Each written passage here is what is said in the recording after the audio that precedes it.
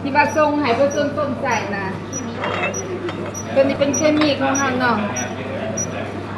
ตัวนี้เป็นผสม1%ที่ว่าจับบึงสารเนาะมาผสม1%เนาะก็ใส่ไม่ดีคุณ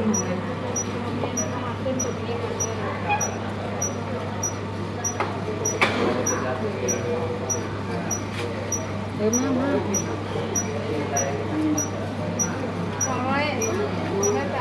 280 ml เนาะของคุณของเราเนาะเราจะใส่ยินสมอยู่ประมาณอยู่50หาเนาะตัวนี้ก็คือกันกับโรงงานที่เราเบิ่งมาเนาะมันปั่นไว้ก็จังซี่เนาะเวลาอ่างมันบวกก็ขึ้นเนาะปั่นไว้เนาะปัญษาจะปรับได้มันหอบเบี้ยนมันจะได้อยู่0.560หอบเบี้ยนเนาะ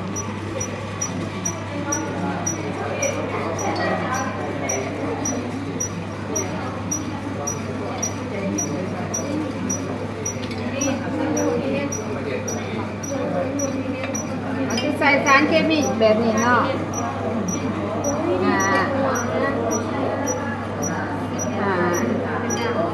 ใส่15 เม็ดอ่ะ15 มิลลิลิตรเนาะต้องหาเนาะเพื่อว่าสมเทียบว่าตัวใดดีที่สุดเนาะตัวใดเลิศที่สุดถ้าจะเอาเนาะ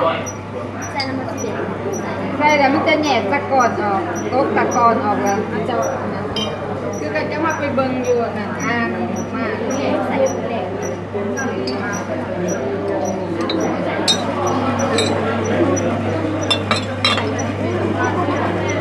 ตัวนี้เป็นน้ำก็ผิดต้มผสมกันเนาะแต่มันยังไม่เป็นตะกอนเนาะมันจะปั่นอยู่ประมาณ1 นาทีเนาะปั่นอยู่1 นาที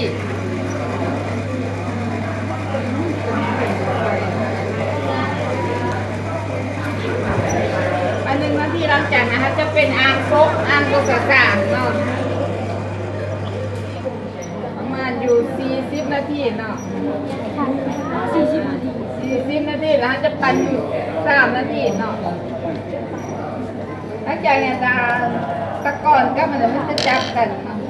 ตะกอนก็บ่ายิ่งสมจะจับกันเนาะจับกันเปลี่ยนตัวเนาะ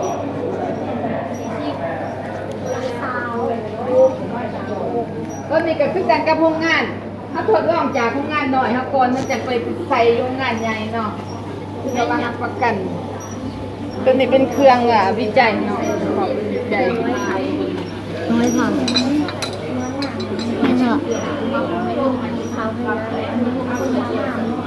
อาจารย์เป็นเครื่องมือเป็นอาจารย์เนี่ยมันจะเป็นตะกอนเนาะอุ้ยตะกอนที่ต้มเป็นเม็ดใหญ่ๆมันจะจับกันค่ะถามว่าถ้าโบใส่ยิ่งสมมันจะโบจับกันเนาะเด็กนี่บอกจะจับกันที่ดินบอกที่ดินแต่มาทางถ้าโบใส่ยิ่งสมมันจะปั่นนั่นได้มันจะโบจับกันเนาะจะโบจับกันเลยมันจะโบใส่หนามมันจะเป็นแนวนี้แหละมันจะโบใส่หนามแต่ฉะนั้นน้ำเขาบริดูดน้ำคล้องมาคายว่าเขาต้องใส่สารเคมีเนาะใส่ไฟฟ้าใส่โฟมดูดขึ้นมาใส่ใจร้ายนะคะต้องประหยัดน้ำประหยัดเงินเนาะตัวนี้มันหินสมตัวนี้มันโพลิเมอร์เนาะเคมีทุกอย่างมีเคมีเบิดมันจะจับกันแบบนี้เนาะจะบอกตัวนี้มีเห็นหลายแต่โบแล้วนะจะใส่หินสมอย่างนี้เห็นเนาะเริ่มเข้าไปอย่างนี้อันนี้เราเริ่มเข้าไปเริ่มใส่ตัวนี้กับเคมีเซรามิก บางน้ำอีก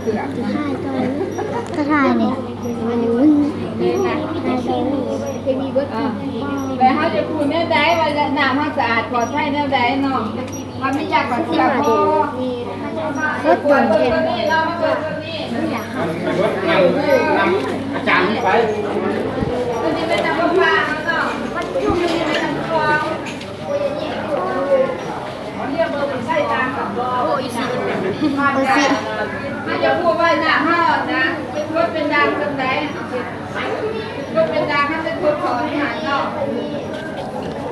เบิ่ง เบิ่งกันไม่นาน นี่ค่ะนี่ อุ้ย มันมาอย่างนี้เนี่ยอันนี้มามีกระปุกอันนี้มามีนี่เขาเจ้าหูว่าน้ำเขามีความเป็นกรดเป็นด่างสันได้เนาะอาจารย์เนี่ยขยะ เขียวกับสีฟ้าใหญ่ รอแง่ มี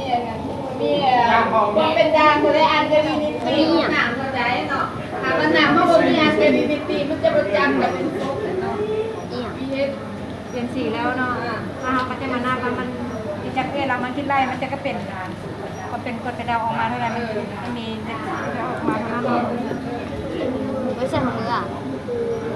อันนี้เขาใส่เลยเขาใส่ยาเปลี่ยนมีไปเลยเนี่ยมันติดแล้วมันก็จะเปลี่ยนสีแล้วก็จะมาคิดไล่ก่อนเนาะจะพูดว่าเท่าไหร่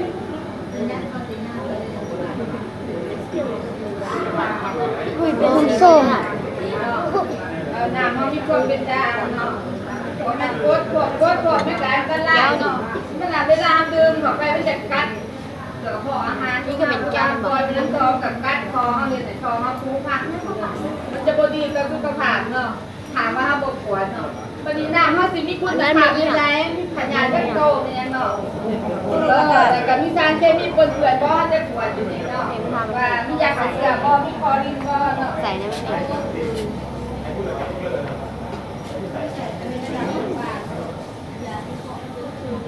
น้ำหนักต่อบ้านเนาะอาจจะขวดมันมียาขับเสือมีคอรินบ่เนาะ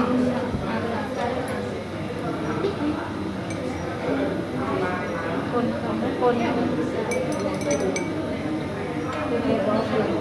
นี้เนาะตัวนี้คือว่าน้ำมันปลอดภัยกับที่คอรินเนาะอันนี้ก็มองตรงทางบอลผลิตน้ำเนาะดูประมาณ0.8 เนาะมิลลิกรัมต่อลิตรในน้ำ1 ลิตรจะมีคอรินอยู่เนาะ1 มิลลิกรัม อันนี้อย่าง คือว่าน้ำขยะทุกอย่างจะตายเบิดเนาะอยู่ในน้ำ เขาอบยาสูบพยาธิ ปลอดภัยเนาะถ้าว่าเป็นถ้าถามว่าเป็นหนักเป็นบางมันจะบ่มีสีเนาะคือว่าน้ำบนอื่นเนาะเนาะน้ำบนอื่นน้ำในยางแต่ละบอลจะส่งมากกว่าอยู่นี่เนาะ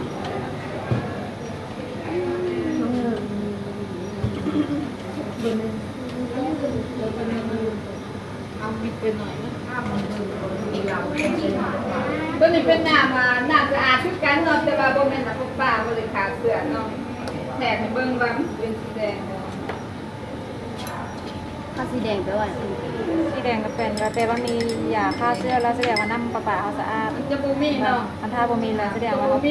น้ำ คือว่าน้ำตัวนี้บ่ปลอดภัยเนาะถ้าว่าหาจะ เขา ดื่ม ใช้ ได้ เขา ใส่ ปิดระบบปลอดภัยใส่ก่อน ตัวนี้มันบ่ปลอดภัยละก็อันดำที่ว่ามีพยาธิที่ว่าอื่นเนาะเวลาเฮาลูกแขวมันก็เข้าไปในแขวเฮาเนาะเข้าตาเนาะซึ่งเขาผิวหนังถ้าว่าเฮาใส่น้ำที่ว่าบ่สะอาดปลอดภัยเนาะมีผลกระทบต่อสุขภาพของเฮาเนาะมีขนาดเนาะแล้วเข้ากับมีเครื่องเวลาอันนี้มันกวดเสื้อพยาธิต่างๆเนาะแล้วก็สารเคมีที่ปนเปื้อนที่ว่าเบื่อบ่เป็นสารนูเป็นบาหลอดเนี่ยเขาจะกวดมันจะมีของในเนาะแต่ว่าบ่เบิ่ง เบิ่งบ่ได้เบิ่ง เขาจะกวดใจอยู่นี่เนาะแต่ว่า มันเฉพาะ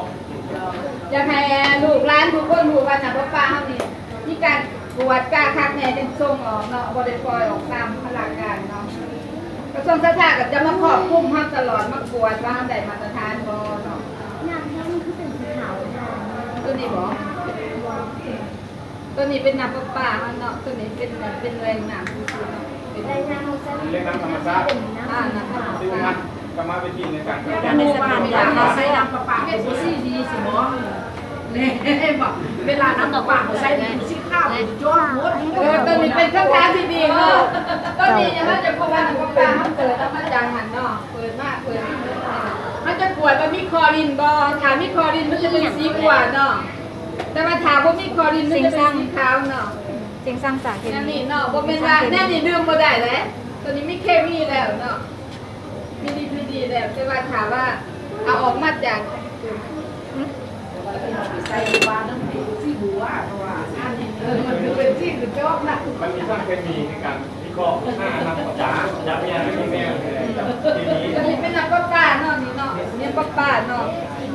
เขาพูดได้แล้วว่าน้ำป้าเขาต้องกวดเนาะไม่ยากกวดถ้าเป็นสีนี่เป็นน้ำ ยาใส่ ป้า จังมูก แต่ว่าถามว่าไม่มีสีจะโปรแมนน้ำป้าน้ำปลาที่บ่มีคุณภาพถามว่าเป็นสีนี่เป็นน้ำปลาบ่มีคุณภาพเวลาเขาเอายานี่ใส่เนาะดีเขาจะมีเคมีใส่เนาะยาดีใส่เพื่อกวนฮาร์ดคอร์ดินตกถังให้น้ำเนาะใจบ่ใจบ่มันขอบใจแล้วกันขอบใจเนาะใจทุกคนแล้วกันเชิญ ใส่เคมีอย่างเบอร์ มาใส่เคมีอย่างเบิ่งกวนเบิ่ง